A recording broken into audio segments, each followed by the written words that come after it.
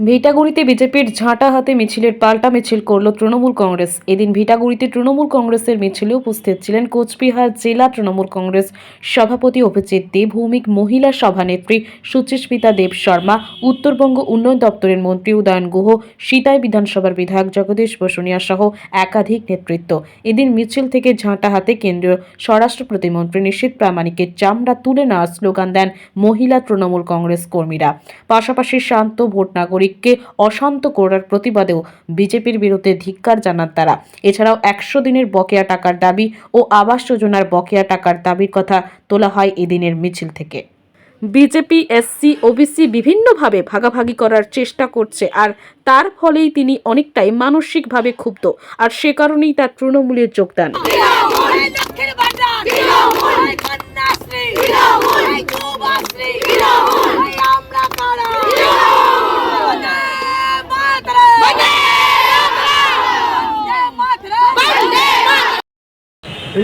বিয়েতে হবে, আমি কালকে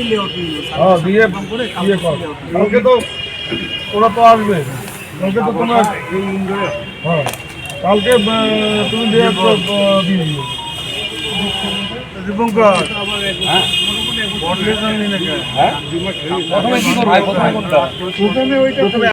একে ঝাঁটা হাতে জেলা সভাপতি, বিধায়ক, মন্ত্রী, সকল কর্মী সমর্থকদের নিয়ে মহামিছিল, কি বলবেন এই মিছিল নিয়ে? তো মহিলারা সিদ্ধান্ত নিয়েছে যে যতদিন 100 দিনের টাকা না পাওয়া যাচ্ছে ততদিন পর্যন্ত বিজেপির যে নেতা গ্রামে যাবে তাকে ঘাটা নিয়ে তারা করবে মহিলারা, 100 দিনের কাজের টাকা না দেওয়া হবে। তারই একটা স্যাম্পেল আজকে দেখিয়ে দিল মহিলারা ভেটাগুড়িতে মন্ত্রীর বাড়ির সামনে। তৈরি থাকুক, সতর্ক থাকুক।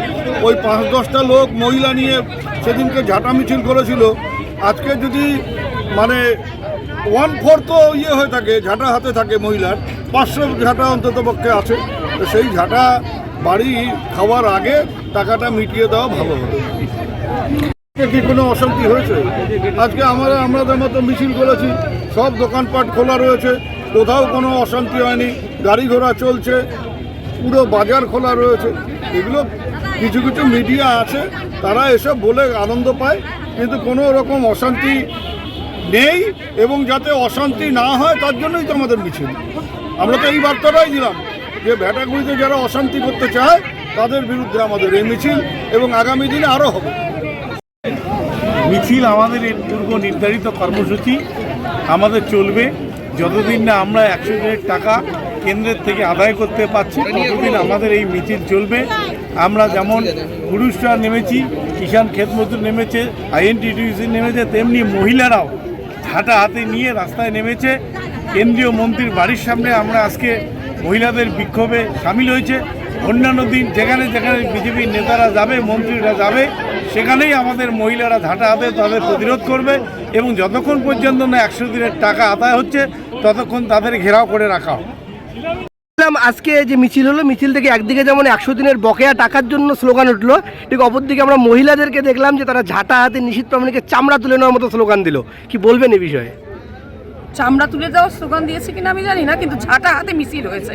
কারণ এই দিনহাটায় ভেটাগুড়ি 1, 2 এবং মাতালহাটে যে সন্ত্রাস তারা করছে, রাতের অন্ধকারে তারা যে সন্ত্রাস করছে, তার বিরুদ্ধে তৃণমূলের মহিলারা ঝাঁটা হাতে মিছিল করেছে।